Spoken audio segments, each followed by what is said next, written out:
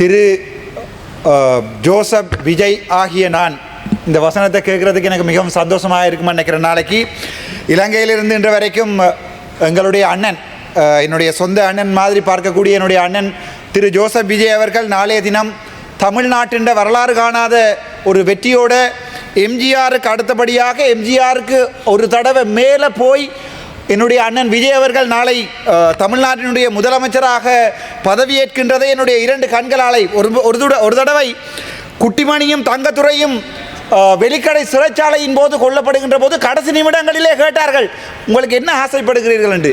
அப்போது அவன் சொன்னான், என்னுடைய இந்த இரண்டு கண்கள் நான் செத்தா பிறகும் எங்களுக்கு தமிழீழம் கிடைக்கிறது என்பதை நான் பார்க்க வேண்டும் என்பதற்காக அவனுடைய கண்ணை குத்தி குத்தி இந்த சிங்கள காடியர்கள் ஒரு தடவை வெளிக்கடை சிறைச்சாலையில் என்று நினைக்கிறேன் குத்தி கொலை செய்தார்கள். அதே மாதிரி இன்று என்னை எவனாவது கேட்டால் உன்னுடைய கடைசி ஆசை என்ன என்று என்னுடைய தமிழ்நாட்டு முதலமைச்சர் திரு ஜோசப் விஜய் ஆகிய நான் என்பதை வாசிக்கின்ற போது அதை என்னுடைய இரண்டு கண்களாலும் பார்க்க வேண்டும் என்று ஆசைப்படுகிறேன். நேற்றைய தினம் நான் என்னுடைய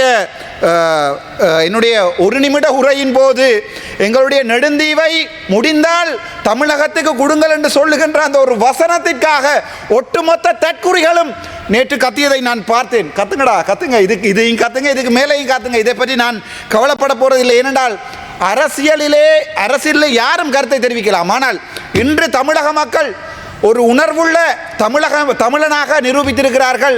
காலங்காலமாக ஊழல் செய்தவர்களை வீட்டை அனுப்ப வேண்டும் என்கிற ஒரே ஒரு நோக்கத்துக்காக, அது அதிமுக இருக்கலாம், திமுக இருக்கலாம், அல்லது திரள் நிதி என்று சொல்லிக்கொண்டு எங்களுடைய புலம்பெயர்ந்த மக்களுடைய பணத்திலே தன்னுடைய பிள்ளையையும் கொண்டு அமெரிக்காவிலே படிப்பித்த சீமான் என்கிற சாமானுக்கு இவர்கள் வடிவாக படித்திருக்கார். ஒரு கட்டுப்பணம் கூட திருப்பி இல்லை. தேசிய தலைவருடைய போராட்டத்தையும் தேசிய தலைவருடைய அர்ப்பணிப்புகளையும் மாவீரர்களுடைய அர்ப்பணிப்புகளையும் எவனொருவன் தன்னுடைய அரசியலுக்காக பாவிக்கிறானோ அவன் மக்களாலே தூக்கி எறியப்படுவான்.